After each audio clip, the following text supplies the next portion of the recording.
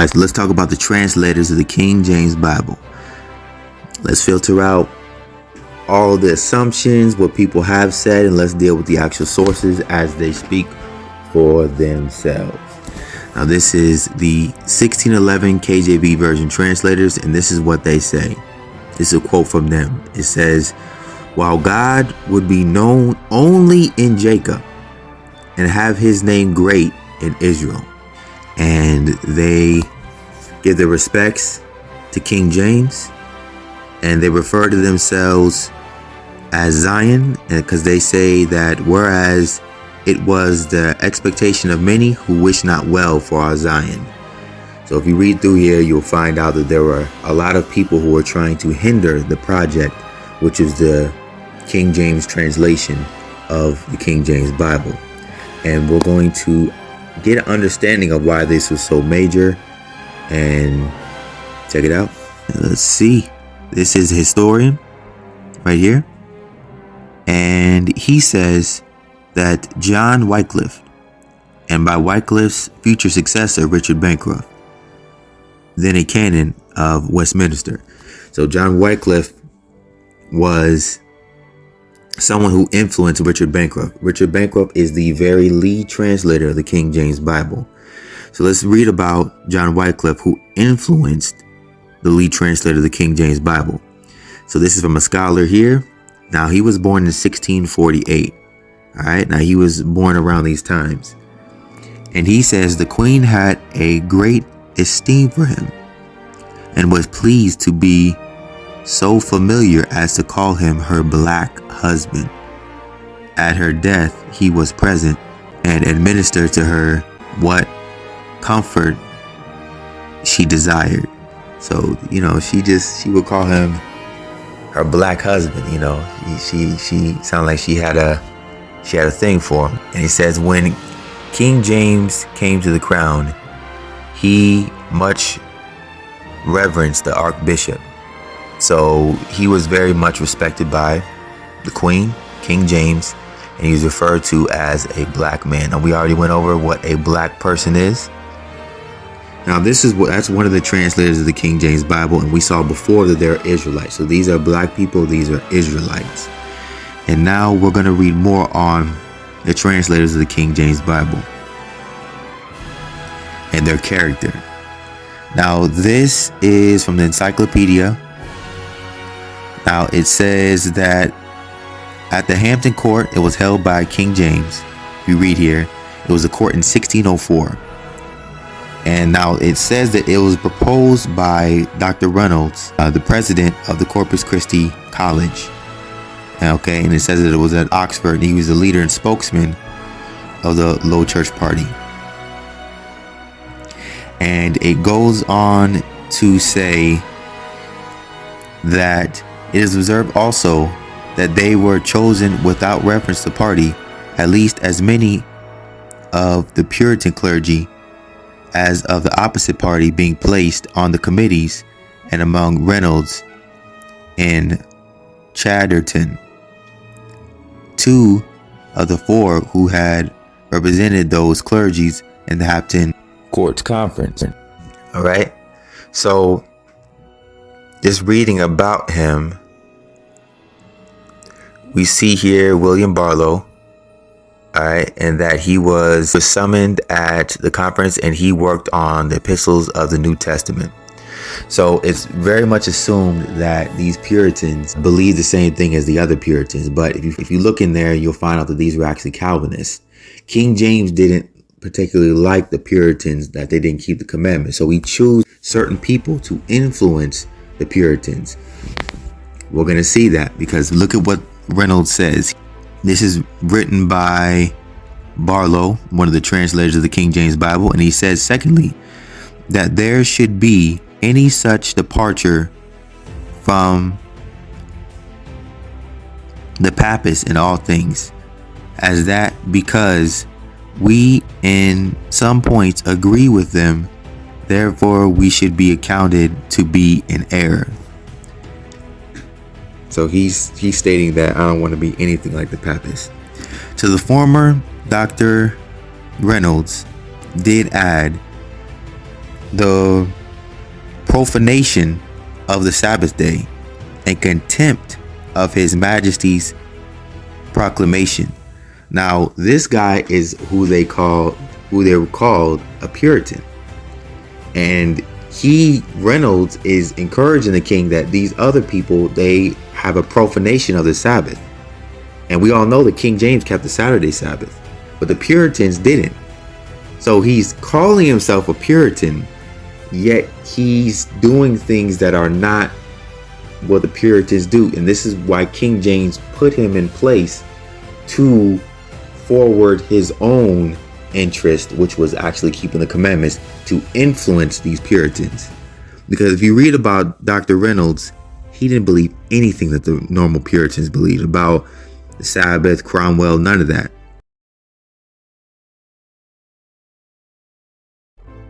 And he's the one who influenced King James to translate the Bible. So it's no coincidence King James chose him. And we're going to read this here. And it says, made for the reforming of that absolute of which he earnestly desired a straighter course for reformation thereof, and unto this he found a general unanimous assent. And he says, after that he moved His Majesty that thereby be a new translation of the Bible, because those which were allowed in the reigns of Henry VIII and Edward VI were corrupt and not answerable to the truth of the original. And he says, for example, he goes into Galatians, the Greek words, and they talk about it's not an accurate translation. We just read from the actual translator, right? And this is what he said. Now, from this historian right here, he tells us, and you can read this yourself, that all the translators except one were ordained Church of England priests. So the reason why I'm pointing that out is because it's very important to understand that these translators of the Bible enforced what was already preached in King James Church. Now, what was preached in King James Church? The keeping the commandments, trusting in Christ. Something very different than what's taught in today's church. But they enforced it, because when you're a priest of a church, you enforce what's at the church. So these were commandment-keeping black men who translated the King James Bible. That's just what it is. Because all of them were priests except for one. Now let's deal with that one. Did he keep the commandments? What was it like for him? Now we're going to read about him. Now we're reading from this historian here. And this is what he says about Henry Saville, because this is the one that wasn't a priest. And he says, as for Henry Saville, his zeal in the Protestant cause was a marvel to himself. He attended the Protestant service at Chariton twice every Sunday and was quite touched at. Now he goes on to talk about how he really enjoyed the sermons there. Now we're going to observe the details of what was taught at this church, because he was very impressed with the details that were at this church and the sermons, praise and worship there that was at this church. So let's look and let's see what was being taught at this church. This is the Chariton Church. This is the very church that he went to, and we're going to look in their curriculum.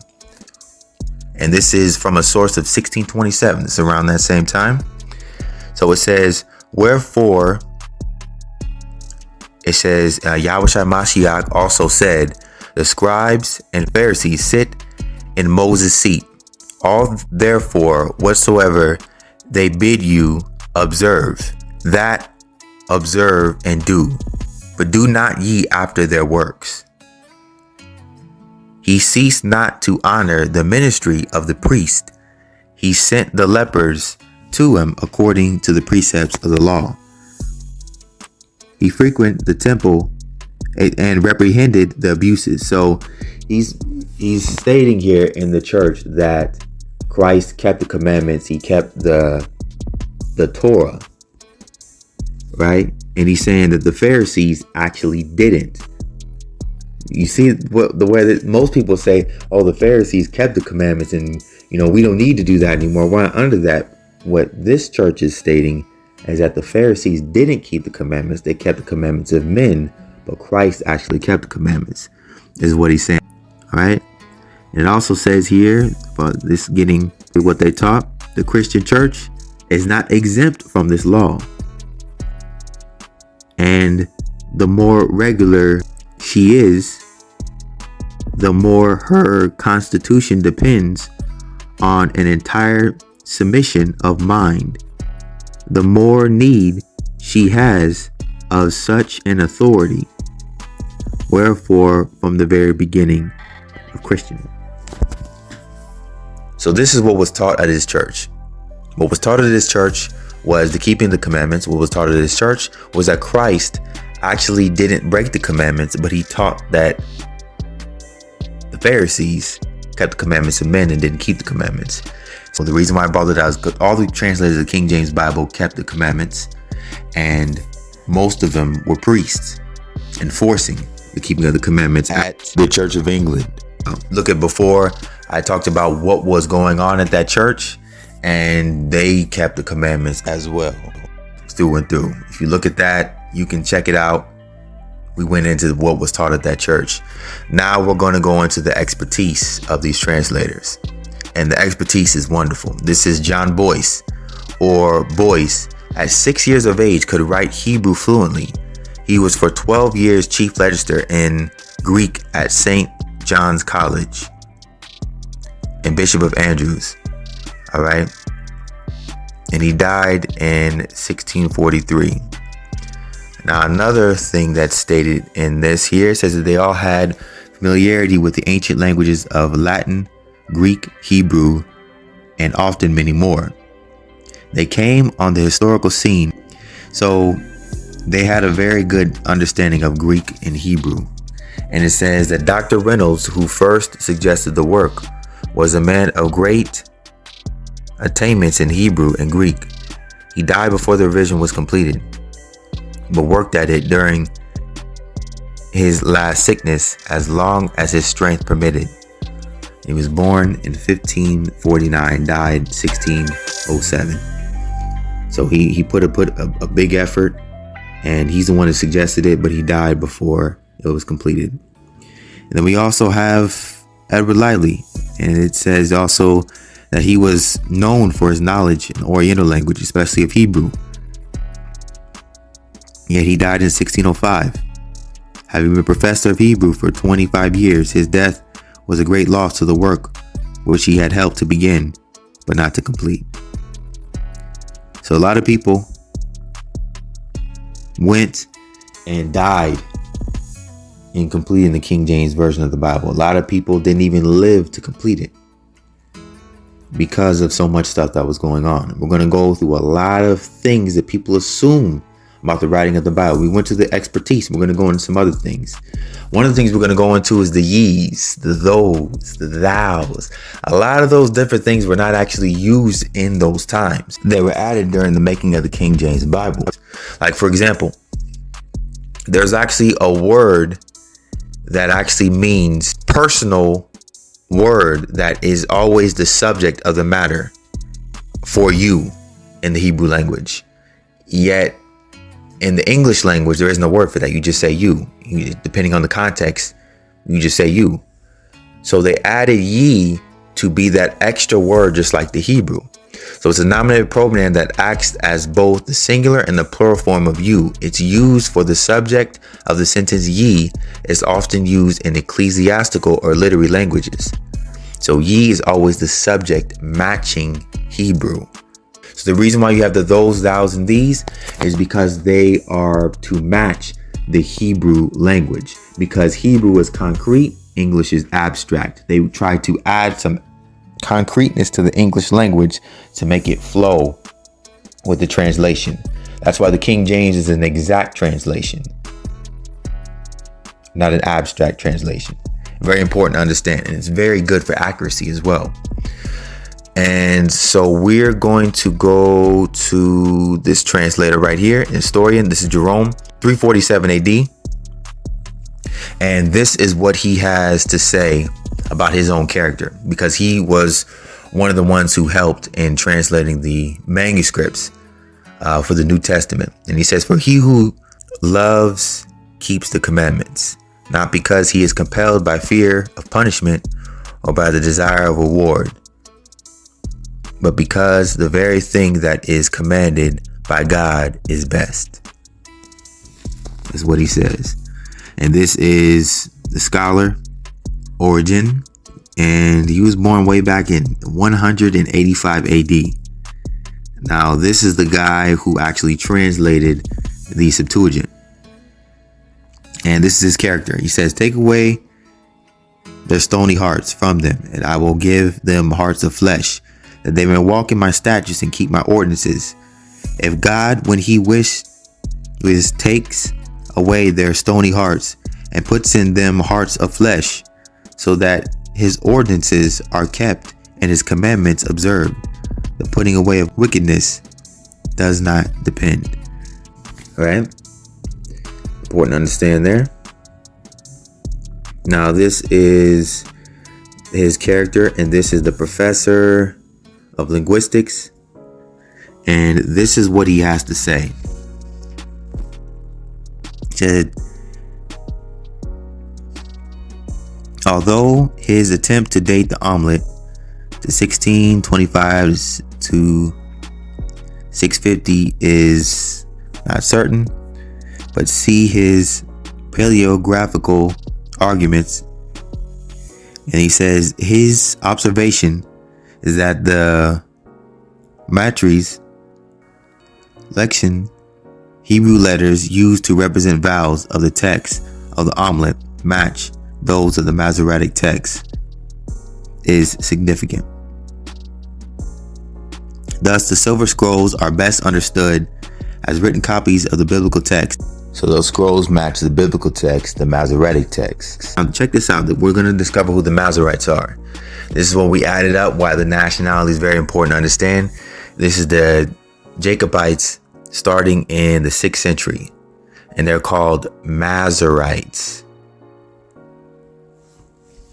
So remember, before they were in Ethiopia, they were in Syria. They were called Masoretes, and they studied the early manuscripts. So this is why it was so important to King James.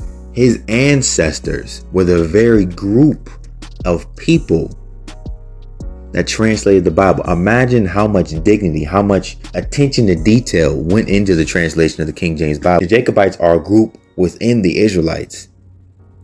So his very ancestors are the ones that did this. And we see here, this is the catalog of the Persian manuscripts in the British Museum. It said, describe the head of punctuation of the Syriac Masora. Nearly all of these represent the labors of the Jacobite schools.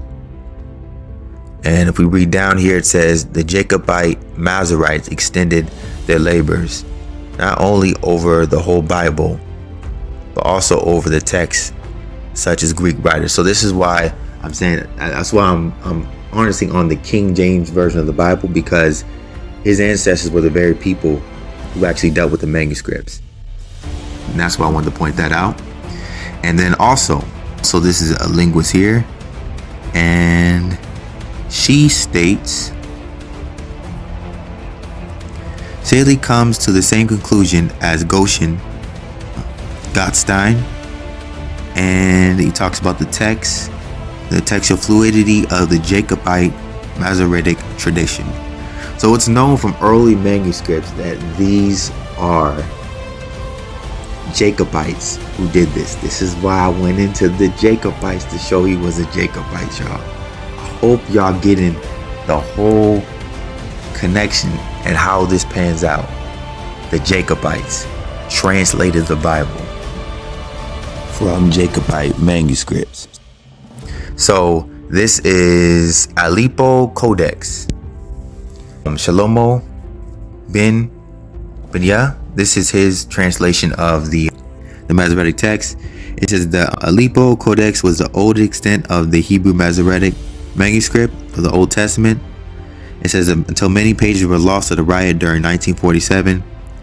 It is believed by many to be the most authoritative copy of the Hebrew Bible in the Masoretic tradition. So of course he would have used this.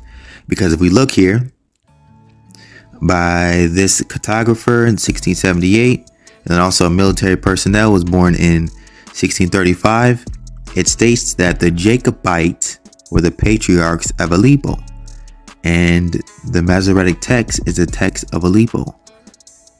So the oldest Masoretic text comes from the Jacobites. So all these things are very important to understand.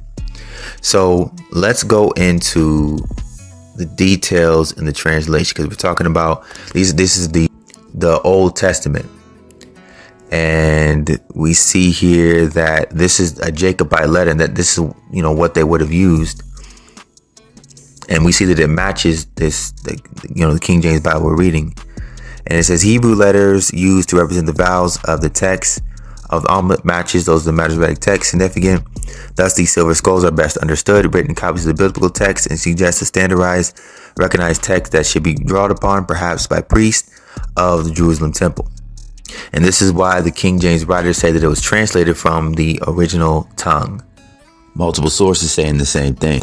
And also this archaeologist here, he dates the omelettes to 700 BC. And so this is why, if translated from the original tongue will go back to the latest, which would be the Masoretic text, which is the oldest ones they have access to. The Masoretic text was a Jacobite text. So that's what they would have used to translate the King James Bible.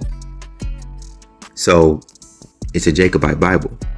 And it would be matching these records right here, because even though people have their own thoughts about the Dead Sea Scrolls, this Jacobite Masoretic text here of the King James actually matches the Silver Scrolls. And also, even though its own dialect, well. Now, I'm going to show you how this is so important, because this is the successor Bishop Rochester in 1603 at this conference. And this is what he said. This is why it was so important to make this version of the Bible. We're going to get into it. He says, only any word of London well added, that if every man's humor should be followed, there would be no end of translating, whereupon His Highness wished that some special pains should be taken in that behalf for one uniform translation.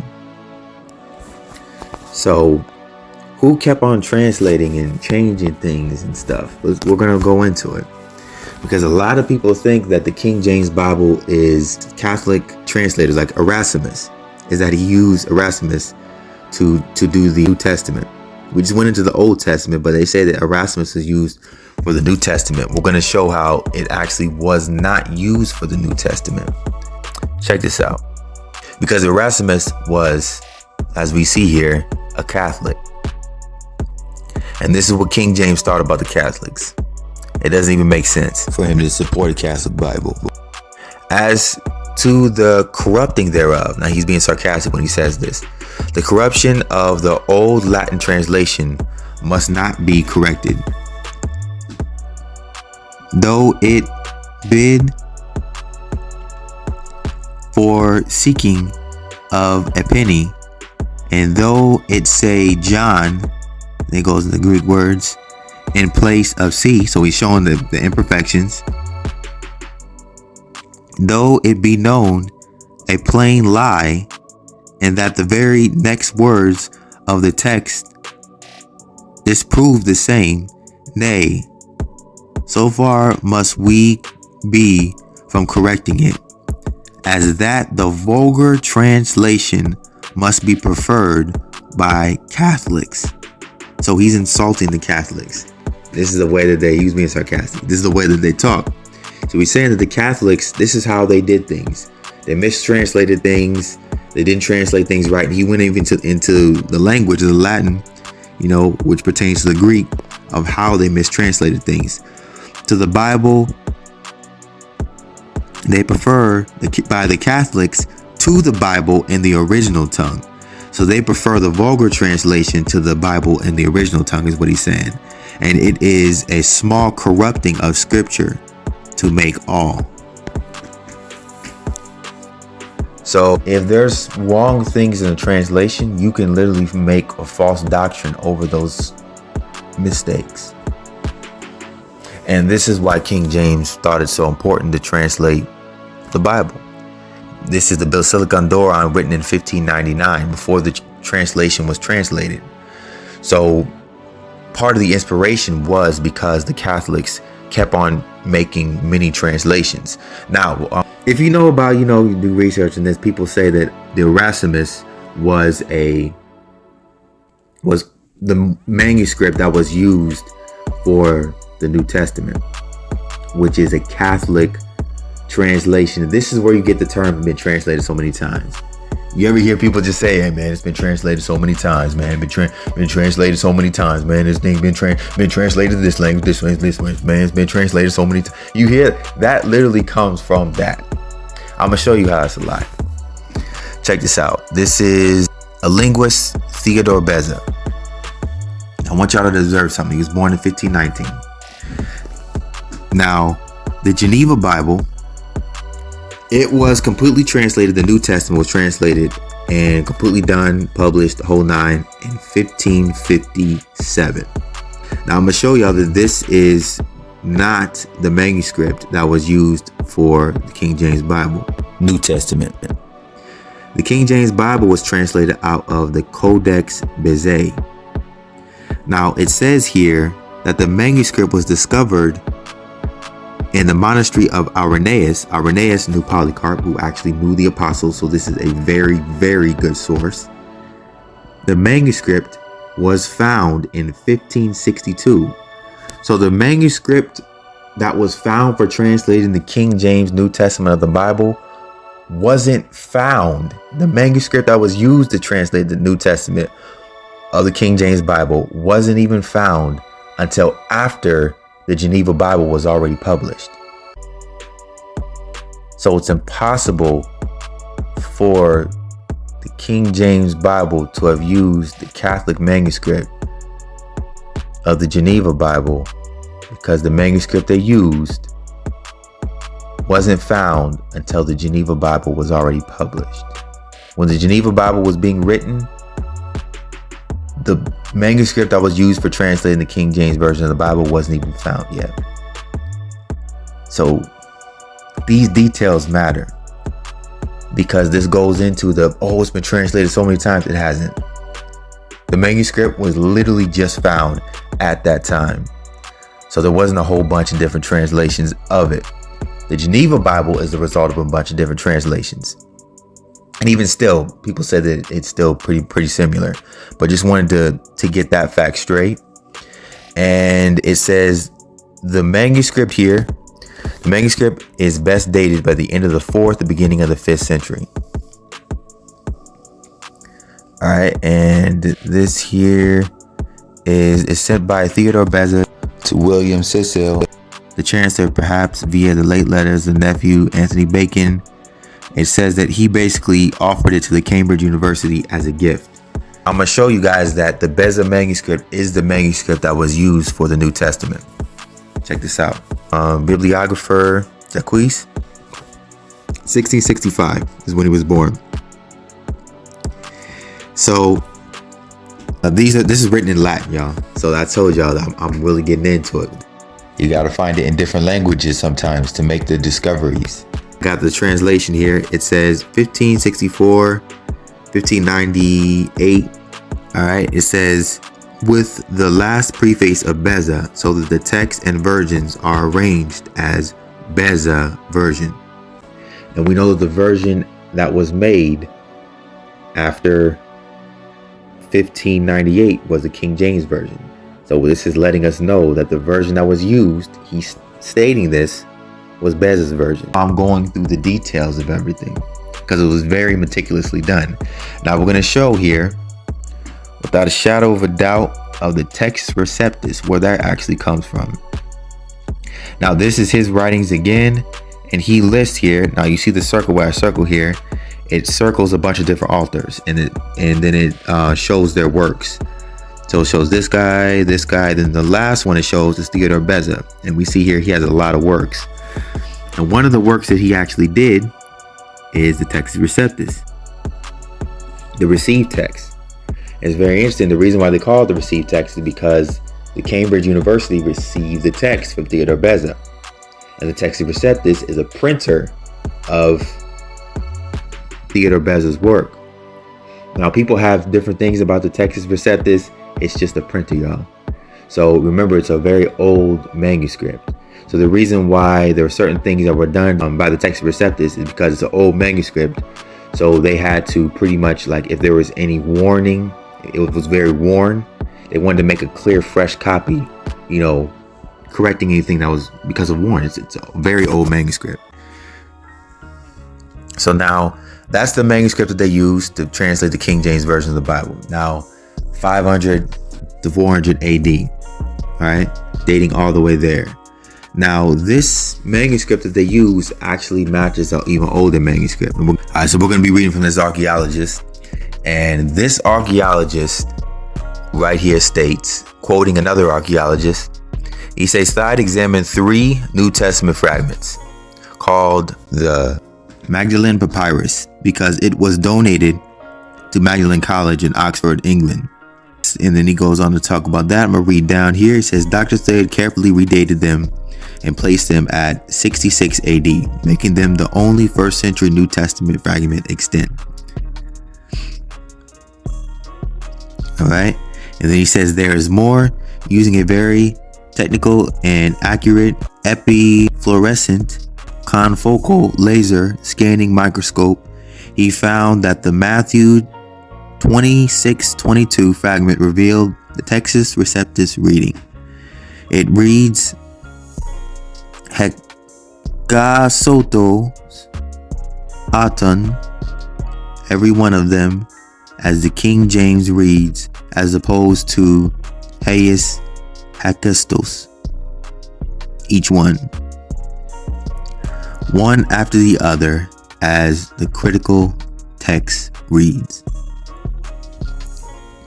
All right, so that's an important thing because he's stating that it does match the King James Textus Receptus, which is the Beza manuscript. Now we're going to get another witness as well, this guy right here, and we're going to read about him. He translated, this is Tom Holland. He translated the writings of Herodotus. Now, Herodotus was born in 484 BC. He's Greek. So he translated Greek works to English. And this is why it's very pertinent to go to a source of someone who knows Greek and who is a Greek translator, because he translated Herodotus, so he knows about what translation should look like. Now let's go into his expertise. Now this is one of the things that were said about Tom Holland. It says, unquestionably the best English translation of Herodotus to have appeared in the past half century. I'm in awe of Tom Holland's achievement. So this guy was very good at translation and understanding the Greek and literary translations, and he was very admired by other scholars. So this is what he has to say about the Magdalen Papyrus, called the P64. It says the P64 has the same reading found in the traditional text and the King James Version. Although the papyrus fragment is worn, Dr. Thide was able to determine the original reading using an extremely powerful device. So we have one of the best Greek translators known to have translated the Herodotus, who was a Greek historian born 484 BC. We have archaeologists confirming the same thing, that this translation of the King James Version of the Bible is the manuscript of 66 AD, when the apostles were still walking the earth.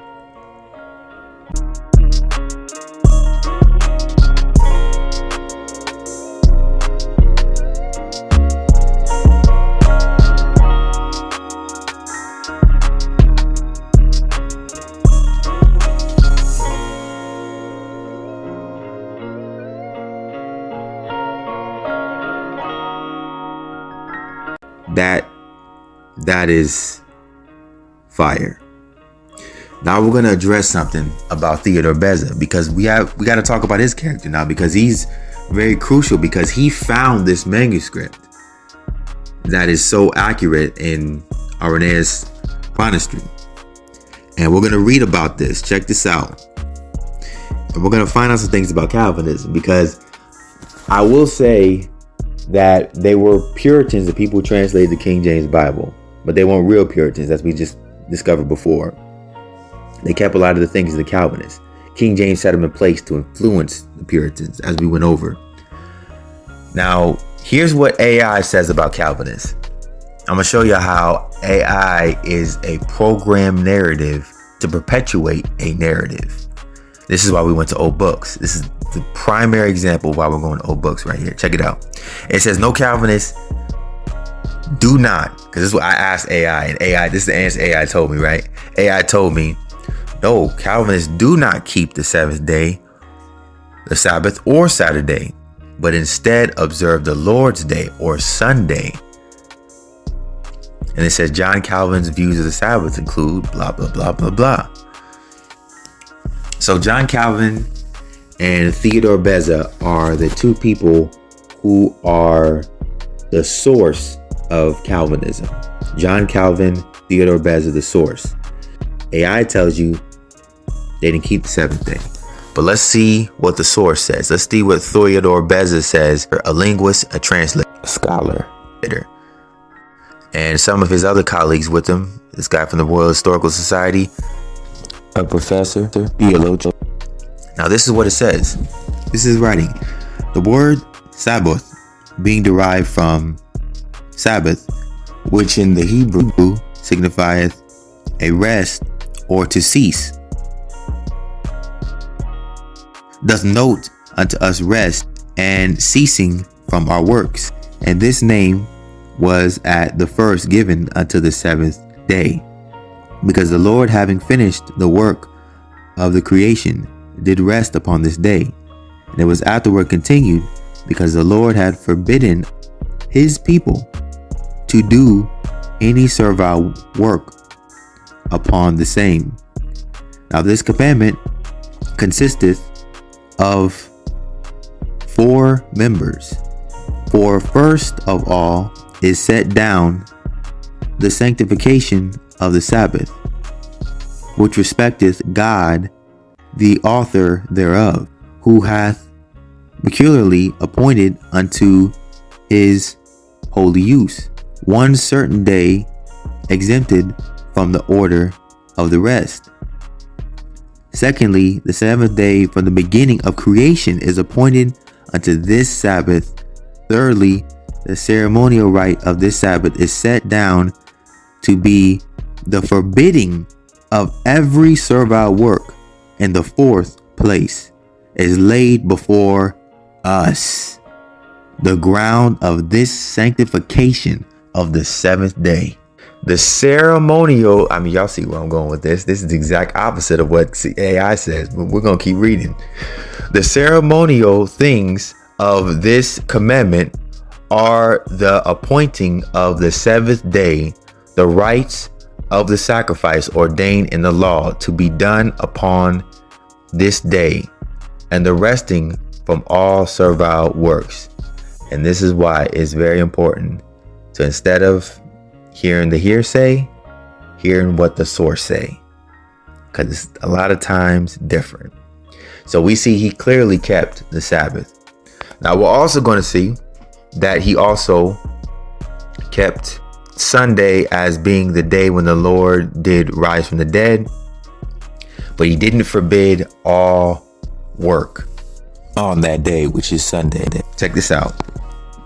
The Lord's Day, even since the time of the apostles.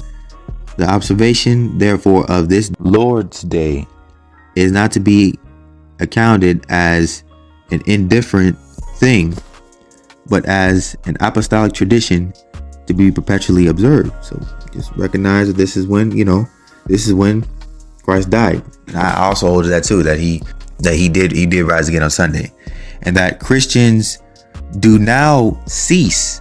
So we're saying that the Christians do. He doesn't say that he do. Christians do now cease from their daily labor upon that day. It grew unto use by little and little by the authority of the Christian emperors. Check this out. And yet it is not any Jewish observation, seeing that neither every servile work is precisely forbidden on that day, whereas it is rather lawful extraordinarily at sometimes to recall again the prohibition of those works that are forbidden. So when he says extraordinary, that just means a lot of times outrageous, that you guys say that it's unlawful to work on Sunday when it's actually not precisely forbidden to work on Sunday. And this is what he is stating. Now, this is the author of Calvinism. Now, according to AI, Theodore Beza teaches the exact opposite of what we just read from Theodore Beza's own words. So we find that Theodore Beza recognized the Sabbath as a day when you should rest, and that is for us to rest on that day. And he recognized that Sunday is the day when Christ rose from the dead, yet you can work on that day because every work is not forbidden. So now we're going to see where a lot of this stuff happened, y'all. We're going to see where this happened. Now, this started, this whole Sunday thing, at the Church of Nicaea. So this back and forth about keeping the commandments, don't keep the commandments, actually started with the early followers of the apostles going against the Catholic Church. So we're going to read from Augustine. He's from the Church of Hippo that was united with the Church of Nicaea. He's born in 354 AD, and this is what he says. He says, leave Judaism and become a Christian. I neither compel nor permit him to imitate Paul's example and go on with the sincere observance of Jewish rites, any more than you who think that Paul dissembled when he practiced these rites. Wait, so Paul practiced what they call Jew rites. Paul would compel or permit such an one to follow the apostle in that dissimulation. So he's saying not only the Church of Nicaea is saying that Paul contradicted himself and went in dissimulation, they're saying also, we're finding some information about Paul that a lot of people may not know about, that Paul kept the commandments, and it's known. Like it was they didn't even say it like they found it out. It was a known thing. The Church of Nicaea, they all knew Paul kept the commandments. So now we're seeing that a lot of people misunderstand Paul. But one other significant thing that this Church of Nicaea said was, they said, don't do what Paul did. He kept commandments, but don't do what Paul did. He was just basically just doing that. Okay, so now we're going to read something that Paul said, because Paul kept the commandments, as we read as a witness. Now this is what Paul says in Philippians 4:6. Those things which ye have learned and received and heard and seen in me do, and the God of peace shall be with you. So the Church of Nicaea says, don't do what Paul did and keeping the commandments. Paul says, follow me as I follow Christ. And those things that you have learned, heard, received in me do.